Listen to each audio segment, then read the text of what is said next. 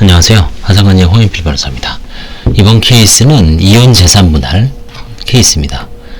이제 통상 파산에서 이제 문제되는 게 이혼하고 파산한 경우,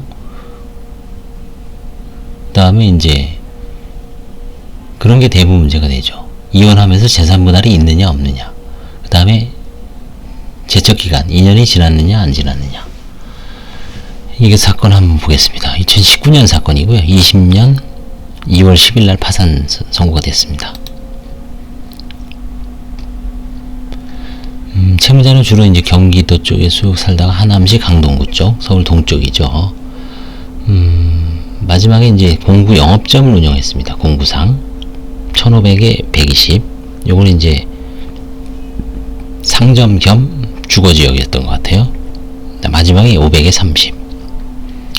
근데 이제 문제는 요 배우자 채무자 소유였던 집이 있었어요. 경기도 하남 쪽에 2억 8,500, 3억, 3억. 근데 이걸 이제 팔고서 배우자한테 다 주고 이혼합니다. 그때 이걸 과연 완전히 어떻게 할 것인가 한번 보겠습니다. 2011년에 19년 사이에 공구상을 했습니다. 제가 옛날부터 이게 공구상이 좀 의문이 있었어요, 사실. 이번에 한번 채무자한테 한번 잘 물어봐야 되겠는데, 이게 한 8년 정도 됐잖아요. 이 공구와 관련된 어떤 재고품이나 이런 게 좀 있을 것 같은데, 아니다, 이번에 그 110기인가? 거기서 이제 어떤 분이 공구상을 하다가 작년에 처분하고 5천만원 현금이 있다라고 이제 신고한 사안.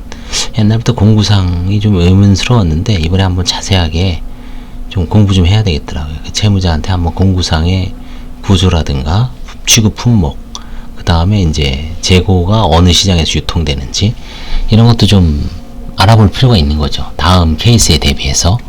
모르면 그냥 뭐 다 넘어가죠. 아이 뭐 공부 필요 없다라고. 근데 이번에 좀 고액의 그런 케이스가 있으니까 뭐 이걸 다시 팔 필요는 없죠. 다만 과거에 혹시 뭔가 경험이 없거나 내가 모르는 걸로 인해서 쉽게 넘어간 게 아닌가 싶어서 다시 한번 공구상과 관련된 케이스를 한번 직접 이번에 한번 다뤄볼까 합니다.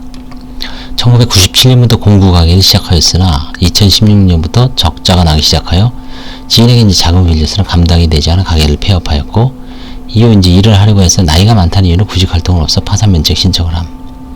이런 분들은 계속 공구 쪽 관련 일을 할 거예요, 아마. 이거 면책 받은 다음에도. 2017년 4월에 이혼했습니다. 재산 분할은 없으면라고는 하지만 실제는 있죠. 본인 채무자는 중학교 졸업했고요. 모녀가 있습니다. 채무는 뭐 8,200 정도 돼요. 주로 카드 자금, 사업 자금이죠. 그 다음에 공구와 관련된 거래도 있죠. 전기, 땡땡 종합공구, 땡땡 공구, 물품 대금이죠. 이것도 한 3천 이상 되네요. 이 사건의 이제 쟁점은 보시면은 이제 자 한번 보겠습니다. 유심히 봐주십시오. 부친은 이제 17세 때 사망을 했어요. 그러니까 당연히 상수재산은 없겠죠. 채무자는 2011년부터 19년까지 약 8년 동안 땡땡구에서 건설공구 판매점을 운영하다가 경제적 파탄 상태에 이제 빠졌습니다. 건설공구 판매점이죠. 공구도 뭐 여러 개가 있죠. 건설공구일 수도 있고, 그죠? 부동산 매매 경위. 이게 이제 2013년 8월 5일 경기도에 있는 아파트를 2억 8,500에 매수하여 1년 만에 2억 9,500에 파릅니다. 1,000만원 받죠. 2014년 8월 2일 하남시에 3억 원에 매수하여 보유하던 중 16년 10월 19일 오히려 2천만원을 손해보고 매각했습니다. 부동산을 자주 사고 팔죠.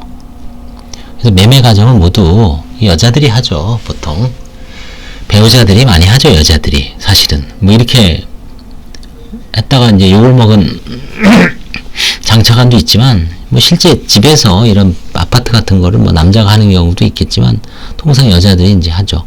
매매 과정을 모두 전 배우자가 주도하여 매도 차익금이 정확한 사용처는 알 수 없다고 진술한. 다만 매도 당시 근저당 채무가 2억 4,900에 이르므로 남은 금액은 약 6천 정도가 되겠죠.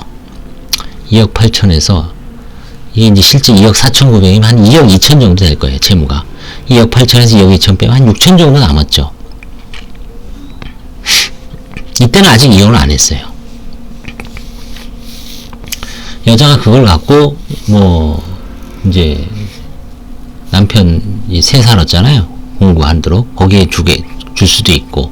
그 다음에 뭐, 자녀들 먹고 살아야 되니까 생활비 할 수도 있고.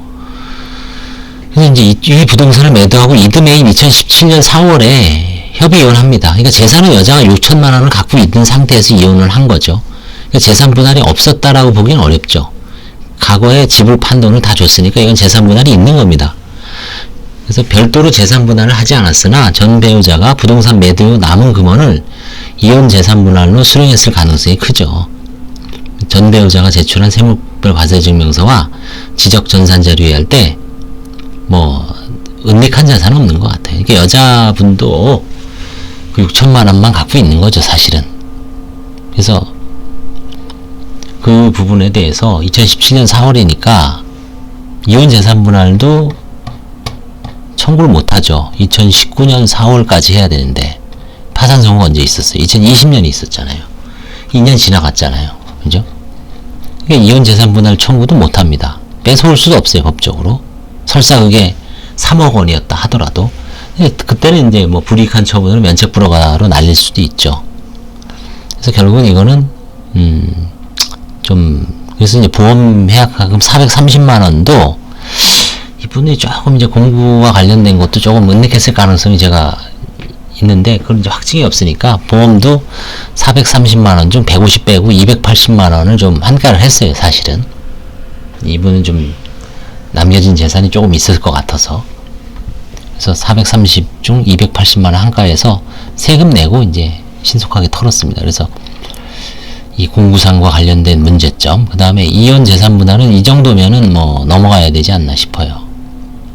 이 설사 제척기간 안에 만약에 이게 2017년 이분이 이제 4월에 이혼한 게 아니라 2018년 4월에 이혼해서 2020년 2월달에 선고됐으니까 그 두 달 내에 관제인이 재산분할 청구권을 행사할 것인가 말 것인가를 실제 행사해서 소송을 날리면 이거는 사실 뭐 가정법원에 가서도 이기기 힘들 것 같아요. 그렇죠? 뭐 해봐야 알지만. 그래서 이 재산분할과 관련돼서 뭐 이거는 이제 상당성이 있다라고 봤습니다. 감사합니다.